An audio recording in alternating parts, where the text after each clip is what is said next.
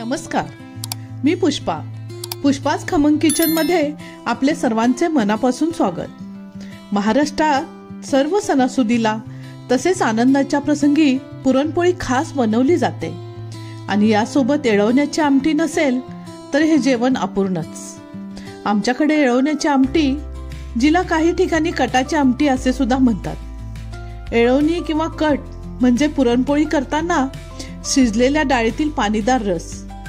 या आमटीला लागणाऱ्या साहित्याची यादी सोबत दिली आहे, तसेच ती डिस्क्रिप्शन बॉक्स मध्ये पण आहे।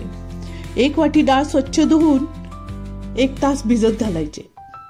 ही भिजलेली डाळ कुकर मध्ये घेऊन यात 2 ग्लास पाणी घालायचे। अर्धा टीस्पून हळद, 1 टेबलस्पून तूप टाकून ही डाळ चांगली शिजवून घ्यायची। या डाळीतील एळवणी एका पातेल्यात चाळणीतून गाळून घ्यायची आहे।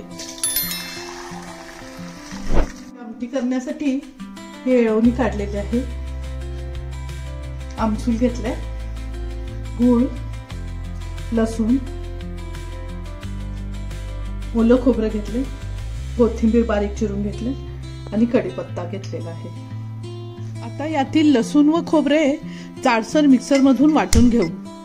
गॅसवर कढई पूर्ण आचेवर ठेवून यात 2 टेबलस्पून तेल घालूया।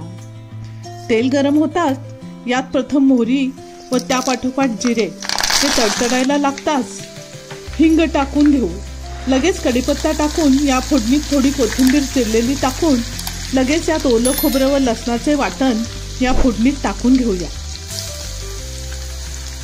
हे सगळं छान चांगले तेल सुटूपर्यंत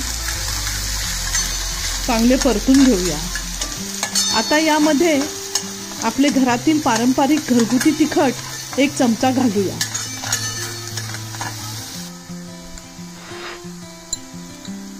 हे तिखटाचे प्रमाण तुमच्या आवडीप्रमाणे कमी जास्त करू शकता। आता हे सर्व साहित्य छान परतून घेऊया। डाळीपासून वेगळी करून घेतलेली एळवणी यात ओतून घेऊया।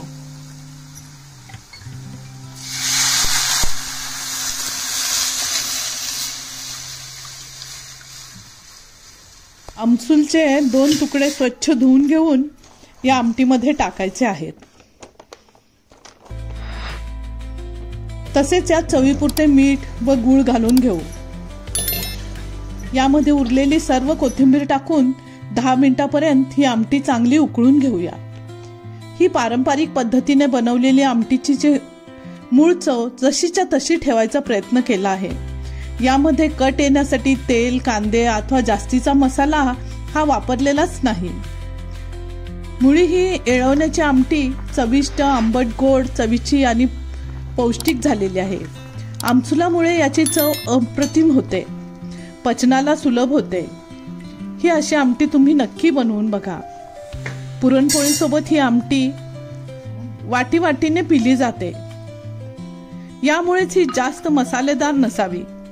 तेल व तिखट आमटीत खूपच कमी वापरलेले आहे, त्यामुळे लहान मुलं सुद्धा ही आवडीने खातात। तसेच या आमटी सोबत भात सुद्धा सर्वजण खूप आवडीने खातात, कारण तो खूपच चविष्ट लागतो। खोबरे व लसूण हे जाडसर वाटून घातल्याने खोबऱ्याचे तुकडे दाताखाली आले की खूप चविष्ट लागतात। बघा, ही आपली आमटी किती सुंदर दिसत आहे। चवीला ती चविष्टच असणार। तेव्हा ही अशी स्वादिष्ट एळवणीची आमटी पुरणपोळी बनवताना नक्की करून बघा आणि ती कशी झाली हे मला कमेंट करून नक्की कळवा। आपल्याला जर हा व्हिडिओ आवडला असेल तर लाईक करा आणि पुष्पाच खमंग किचनला सबस्क्राईब करा, जेणेकरून पुढील छान छान रेसिपीज सर्वात आधी पाहायला मिळतील। आपण अजून सबस्क्राईब केलं नसेल तर लगेच करा।